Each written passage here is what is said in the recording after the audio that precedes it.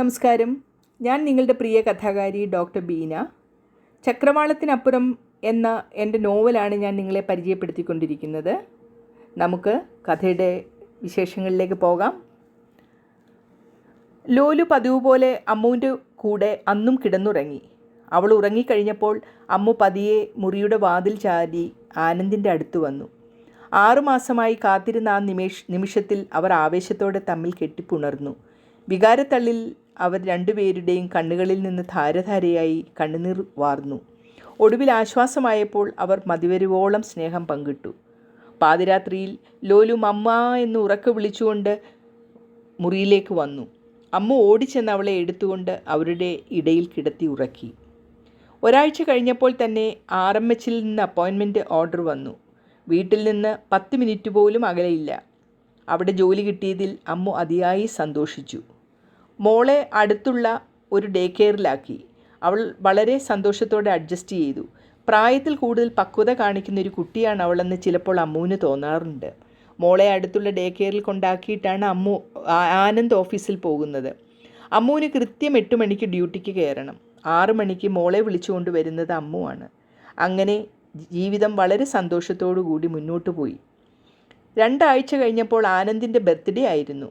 അമ്മു സർപ്രൈസായി അടുത്ത് തന്നെയുള്ള ഒരു റിസോർട്ട് വീക്കെൻഡിൽ ബുക്ക് ചെയ്തു. അങ്ങനെ അവർ മൂടൽമഞ്ഞും പച്ചക്കാടുകളും മലനിരകളും കൊണ്ട് മനോഹരമായ ഡാൻഡഡോങ് റേഞ്ചേഴ്സ് എന്ന താഴ്വരയ്ക്ക് ഒരു റിസോർട്ട് ബുക്ക് ചെയ്തു.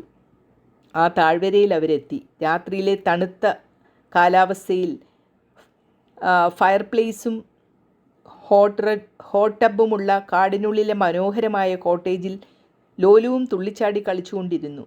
ഫയർ പ്ലേസിന് ചുറ്റുമുള്ള നല്ല ഒഴുക്കുള്ള സംഗീതം മുഴങ്ങിയിരുന്നു. ഒരുപാട് പേർ ചുവടപ്പിച്ച് നൃത്തം വെക്കുന്നുണ്ടായിരുന്നു.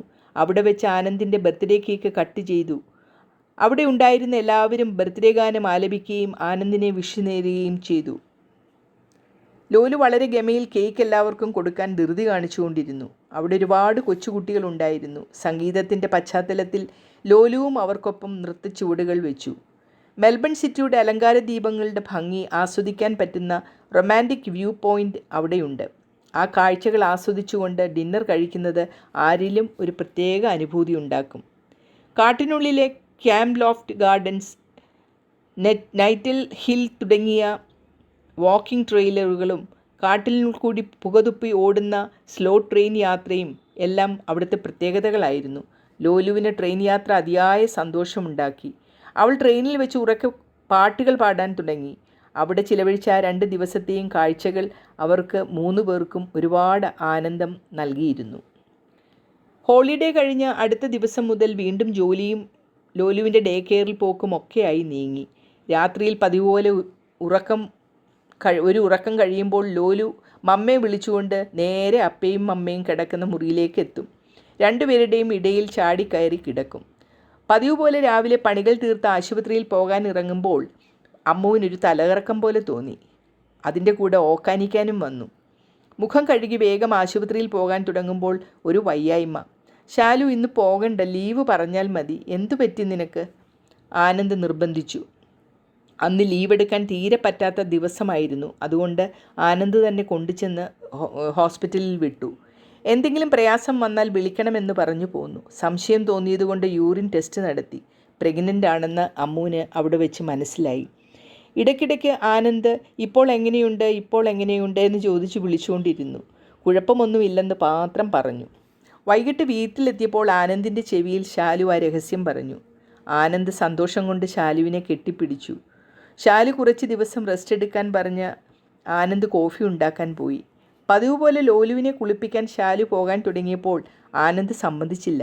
വേണ്ട, ഞാൻ മോളെ കുളിപ്പിക്കാമെന്ന് പറഞ്ഞു. ലോലു അതിന് സമ്മതിക്കാതെ കരയാൻ തുടങ്ങി. ഒടുവിൽ മമ്മയ്ക്ക് സുഖമില്ല, ഡോക്ടർ റെസ്റ്റ് എടുക്കാൻ പറഞ്ഞു എന്ന് പറഞ്ഞതും അവൾ കരച്ചിലിൻ്റെ ആക്കം കൂട്ടി. മമ്മ വാട്ട് ഹാപ്പൻഡ് എന്ന് പറഞ്ഞുകൊണ്ടാണ് ഇപ്പോഴത്തെ കരച്ചിൽ നിർത്തി അപ്പ കുളിപ്പിക്കാൻ സമ്മതിച്ചാൽ ഒരു സീക്രട്ട് പറയാം എന്ന് പറഞ്ഞ് ആനന്ദ് അവളെ കുളിപ്പിച്ചെടുത്തു. കുളി കഴിഞ്ഞ് അതൊക്കെ മറക്കുമെന്ന് കരുതിയെങ്കിൽ തെറ്റി. ഉടുപ്പിട്ട് കഴിഞ്ഞ ഉടൻ ടെൽ മീ ദ സീക്രട്ട് എന്ന് ചോദിക്കാൻ തുടങ്ങി. പിന്നെ രക്ഷയില്ലല്ലോ. മമ്മയുടെ വയറ്റിലൊരു കുഞ്ഞു വാവയുണ്ട്. വാവയ്ക്ക് വളർന്ന് വലുതായിട്ട് വേണം ലോലുക്കുട്ടിയുടെ കൂടെ കളിക്കാൻ. ലോലുവിന് വാവയെ വേണ്ടേ? ലോലുവിനെ കാണാൻ വാവ കൊതിച്ചിരിക്കുകയാണ്. വാവ വലുതാകണമെങ്കിൽ മമ്മ റെസ്റ്റ് എടുക്കണം, അല്ലെങ്കിൽ മമ്മയ്ക്ക് വയ്യാതാകും. മോൾ മമ്മയെ ഇനി ഹെൽപ്പ് ചെയ്യണം കേട്ടോ, ആനന്ദ് പതുക്കെ ചെവിയിൽ പറഞ്ഞു. ലോലു ഓടിച്ചെന്ന് മമ്മയെ പതുക്കെ കെട്ടിപ്പിടിച്ചു. എന്നിട്ട് മമ്മയുടെ വയറ്റിൽ തുരുതുരേ ഉമ്മ വെച്ചു. എങ്ങനെയുണ്ട് വിവരണം? ഇഷ്ടമായെങ്കിൽ ലൈക്കും കമൻറ്റും ഇടുമല്ലോ. ആദ്യമായിട്ടാണ് ഈ ചാനൽ കാണുന്നതെങ്കിൽ സബ്സ്ക്രൈബ് ചെയ്ത് ബെല്ലൈക്കണിൽ ഓൾ എന്ന ഓപ്ഷൻ ഇടണം. ഇനി അടുത്ത എപ്പിസോഡിൽ കാണുന്നത് വരെയും നന്ദി, നമസ്കാരം.